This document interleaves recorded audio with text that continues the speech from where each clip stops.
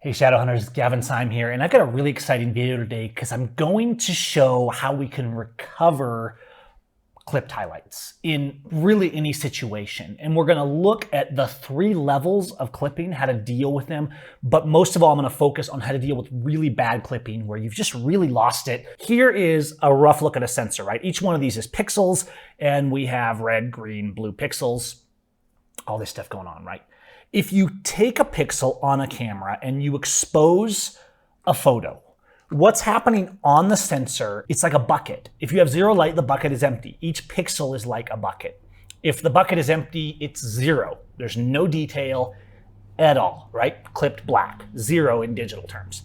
If the bucket is completely full, it's pure white, or 255 in digital terms. Now, we could get nerdy and talk about different sensor types and all this stuff, but the bottom line is, this is what's happening with the pixels. Here's the 3 levels of clipping that I have in my exposure framework. And obviously it's best to expose correctly in camera. You figure out where you want your subject to be, and then you balance your background, your foreground, your lights, your darks accordingly, because most of the time you can actually do it with one file, as I've showed you when I've talked about natural HDR and things like that. You rarely need to bracket if you expose well. But there's going to be times where there's exceptions, and there's also going to be times where you just didn't adjust your exposure and you didn't get it even on RAW. Also, by the way, I'm going to be doing my Exposure Boss webinar coming up. So make sure you're subscribed to my newsletter because I'll be sending out free invites. I'll put links to all this stuff down below. A few weeks ago, I did a video featuring this image where I showed you the advantages of RAW versus JPEG, how on the JPEG, everything's committed, right? So what a JPEG is doing is it's saying, I think this is what's important, and throwing everything else away to give you a smaller compressed file. And you can see here that this is clipped. It's clipped. There's no information there. On the RAW file, the gradient is a lot softer. And even though there's a little bit of clipping in here, I showed you how with some simple Photoshop work or Luminar work, whatever it is you're using, you can do some simple painting and recover that and have a beautiful, nice gradiated sky. And I'll link to that video. In the 3 levels of clipping, you start actually with an image more like this one from this session I did the other day.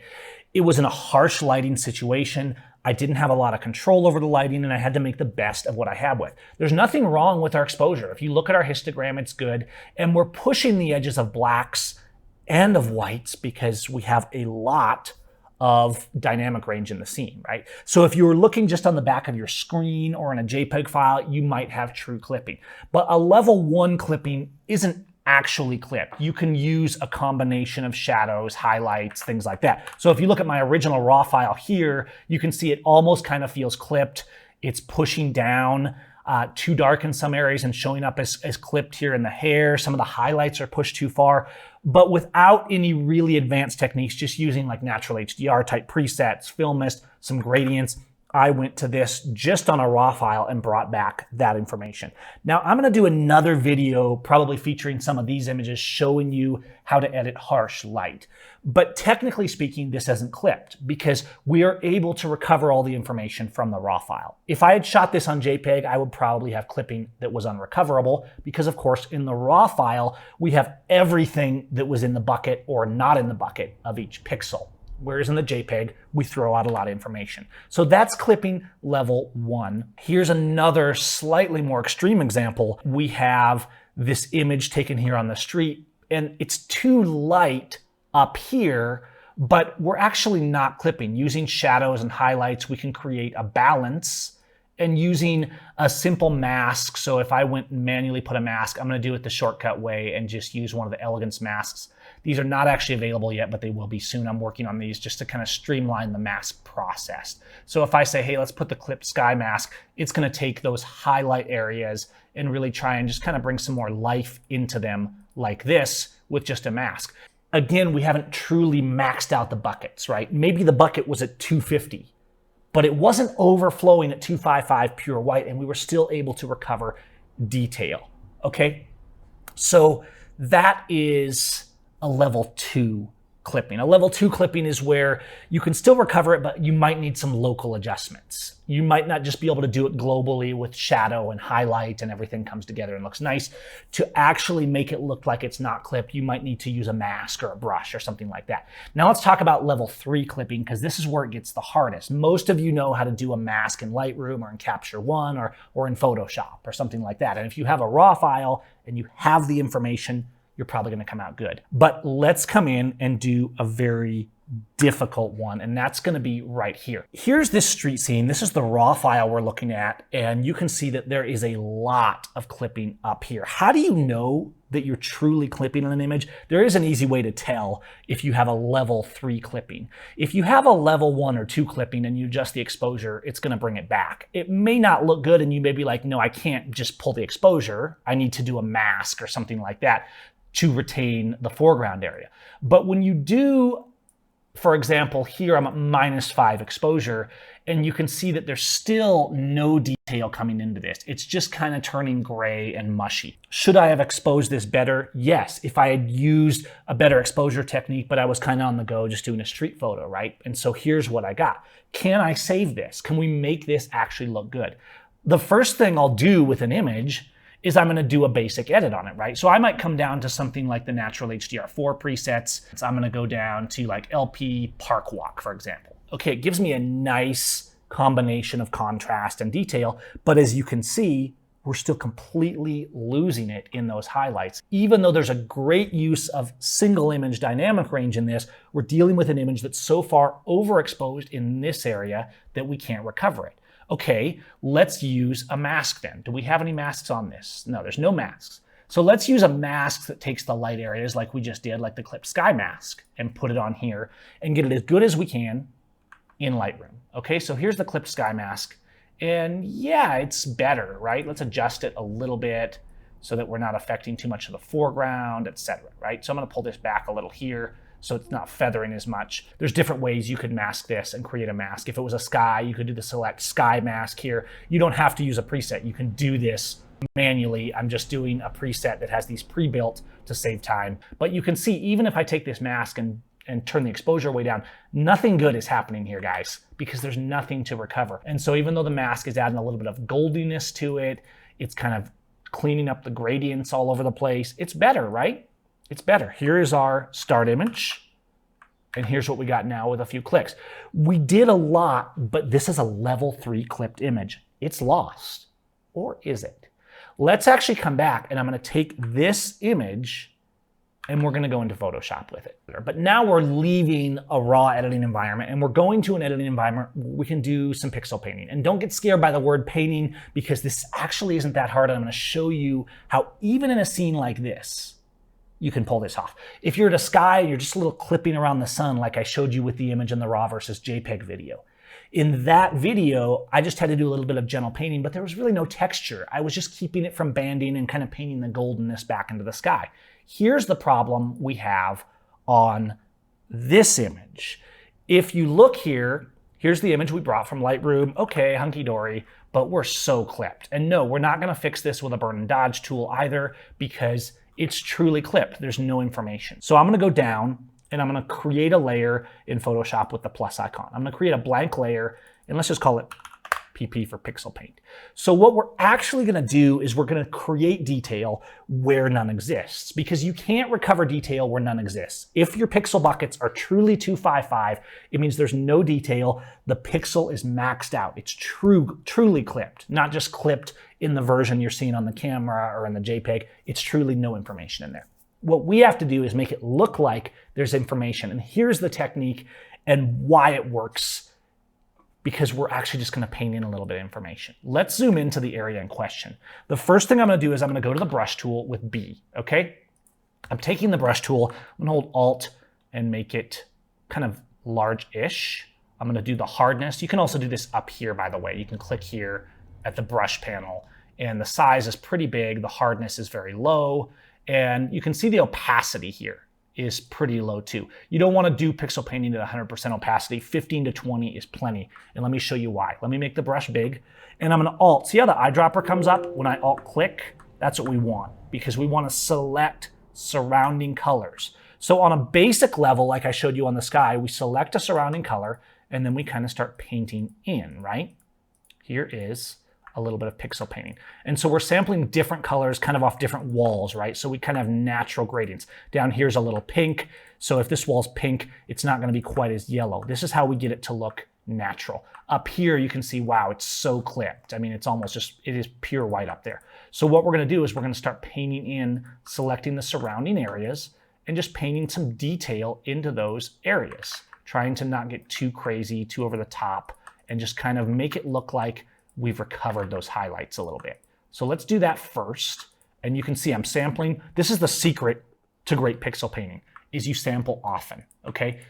Take that eyedropper, that Alt or Option shortcut, and click the eyedropper and just pull those samples in so that you can quickly sample the colors that kind of should have been there, so it looks like it's naturally coming together and like those colors actually belong there. And so we have obviously sunlight coming down this street here, but then we're combining that with the colors that were actually in the surrounding areas to kind of give us a natural look. We did a lot. That was literally like a 60-second pixel paint, and there it is.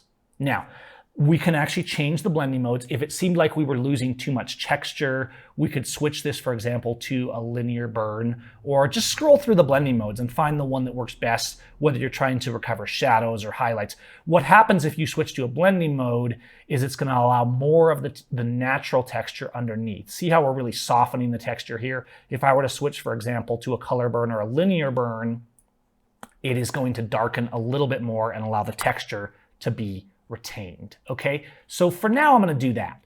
And maybe it's too much. I could turn it up or down, but I'm going to leave it at 100% for now for purposes of this. You can see it's a lot better, but it looks a little bit unnatural. We have this scene, the street, and it's still so bright and there's no texture down there. We're doing the best we can. This is an extreme case. You can recover even that, even a level 3 truly clipped image. We're going to fix it. All right, let's come back. I'm going to go to my background layer. You can see for now we've only done this pixel paint layer, and it's done quite a bit for the scene. But I'm going to take the background layer and drag it down here to the plus icon, okay, and just duplicate the background layer. Because what I'm going to do next is actually a little bit of cloning. So I'm going to go up here. I'm going to take a cloning brush. Nothing fancy, no like patches or magic fills or anything. I'm doing all manual old school here, but it's really not that hard. Much like when we use the brush, you can change the size of your clone, and of course your cloning settings are here. We could change opacity and all kinds of things, but I'm going to leave it at default for now, other than just making a big soft cloning brush, and then I'm going to select elements. Okay, so what I want to do is when I look at this here, I want it to feel like there's buildings back there, right? Like there's texture. Yes, it's brighter, but it shouldn't feel clipped. So what I'm going to do is start sampling other elements like this. You see how I'm alt-clicking, just like I did with the brush, right? And this is how you use a cloning brush, of course, is you alt-click, I'm alt-clicking, and then just adding things in. Now, so that it doesn't seem repetitive, here's the secret when you're doing traditional style cloning to not seeming repetitive, is either to change opacity of cloning brush or to clone an object and then mix something else with it. So for example, you can see if you look at this, it's obviously a clone of this. But watch what happens if I clone then from somewhere else. I'm going to clone from here, for example. Now, instead of looking like an exact duplicate, we're combining kind of one clone with another to make it look like it's a different textural part of the same building. I can do the same down here. I can mix cloning because we're dealing with background elements here. So I can say, hey, let's take these pipes and let's clone those a little bit here and go here, right? But then so they don't look the same, I'm going to clone some other pipes here so that I think those are pipes. I don't even know, right? Because there's so little detail. Let's take this stuff here and clone it. Let's take this here and clone it here. Nope, that's too much similarity. Let's try it this way. Let's click. Again, the secret you see is that I'm clicking and cloning. So I'm mixing up different elements so that it comes out in the end with a natural feel, like there's actually something going on these buildings back here, even though I've lost the information. You can do this with plants as well. But what we're doing here in essence is a very basic level of this. We don't have to be super uber detailed with these clones because in the end, all we have to do is make it feel like it's natural. So by cloning one piece and then kind of cloning it on top of another, and then making the brush a little smaller and cloning that, see what's happening? We're getting texture in different areas without actually having a situation where everything looks like we're just duplicating one thing on top of the other. So now it's starting to look like we have outlines of buildings and things back here in a way that's manageable. And I could spend 10 or 15 minutes, but I'm going to do this fairly fast just to show you guys that can get it to look good. So now we have texture, okay? Let's go back out. We have texture and we have our pixel painting, right? So here's where we started. We added some texture, not a lot really. We just filled it in a little bit. In fact, I want to do a little more right in this open white area. I'm going to take some from down here. Okay, now you see it's kind of a duplicate though down at the bottom. Now what I'm going to do is shrink the brush and do here so that we're not actually duplicating exactly. Look at that. Now we've added some texture. We overlay all that with our pixel paint, and we can then kind of combine that with the blending mode of how we do the pixel paint layer. And then with the pixel paint layer, we painted color, right? And if you look at this, when I look at this, I'm like, it feels a little stilted and unnatural. I'm actually going to take the pixel paint layer, go to Image, Adjustments, and just go to Hue and Saturation. And I'm going to use the Hue tool in the pixel paint just to kind of shift the color. So I'm going to make the color a little more toward the red because I feel like it fits with the buildings a little bit more. All right, and there we go, like this. So let's make a merge layer of everything we've just done and use just some traditional basic burn and dodge tools to kind of balance out the light in the different scenes, darken down edges. And you can watch some of my other burn and dodge videos for this, but effectively I'm just taking and lightening and darkening areas of the final image so it feels even a little more natural. Because guess what's happening? We can actually burn and dodge a little bit now because we actually have detail in this merged layer of everything that we've done, right? So I can go here, I can kind of bring stuff in and control a little bit of those details, midtones, and just darken and lighten. Okay, let's look at what we've done here. It's still so bright, I know, but we've come a long ways. It looks very painterly, but there's still texture there, and that's the main thing that we've done here. Let's go here. I'm going to Control G and group all the layers that we just did together and call them Fix, okay? Let me show you the before and after of what we did here. Here is what we started with, and here's where we ended. Now I can say, all right, it's a little too much. I can now control the opacity of the entire group as 1 and just tone it down a little bit if I want. So I could say, hey, let's put this to like 75%. Now when we look at it, it looks like we didn't lose all of that detail in the background. And even if you zoom in, sure, it's kind of soft and out of focus, but there's information there. In Lightroom, we started with this total pure white back here. We cropped it, we did a few presets and masks. We got it to this, to where we recovered the detail that we could. Then in Photoshop, we now have it to this, and we can tweak with things like hue and saturation and stuff to get it better. I could do more than this if I spent more time, but I don't want this video to be too long. So on a level 1 clipping, you can use some basic masking, hue, saturation, stuff like that. If you guys want a video on editing in harsh light and still getting a good image out of it, let me know. The next phase is stuff like this, where you have an image that at a glance really does look clipped also, but really all you need is a little bit of masking and control combined with some sliders on the raw file to bring it back. And of course, to wrap us up, we have an image that's truly clipped to where it has detail using a combination of Lightroom and Photoshop. Those are the 3 phases of clipping, why your images are clipping. And we're going to talk more in other videos about how to actually reduce that, how to get that in camera. Because once you take the photo, there's this idea, oh, we'll just fix it in post, we'll adjust the slider. If you're truly clipped, if your buckets, if your pixels have truly overflowed, team, that information's gone. There is no recovering it, which is why in this we actually had to paint in and clone in information. And yes, you can do it. Don't be intimidated by a little cloning, by a little pixel painting. This is stuff I've been showing more and more in my videos. It's stuff that I show in my more in-depth workshops like Photoshop Fast over on my site. But the exposure techniques Those are really important too. I've talked about those for years in workshops like my exposed workshop, but I'm going to be doing a free webinar soon for you guys so you can really be the boss of your exposure and so that we can avoid clipping as much as possible. I hope you guys enjoyed this. Please smash that like button, hit subscribe, and stay tuned to my newsletter for that exposure workshop because I think you guys are really going to enjoy that. I'll put links to everything I'm talking about down in the comments. Let me know what you think about clipping, how you're managing it, and we'll go from there. All right, peace, guys.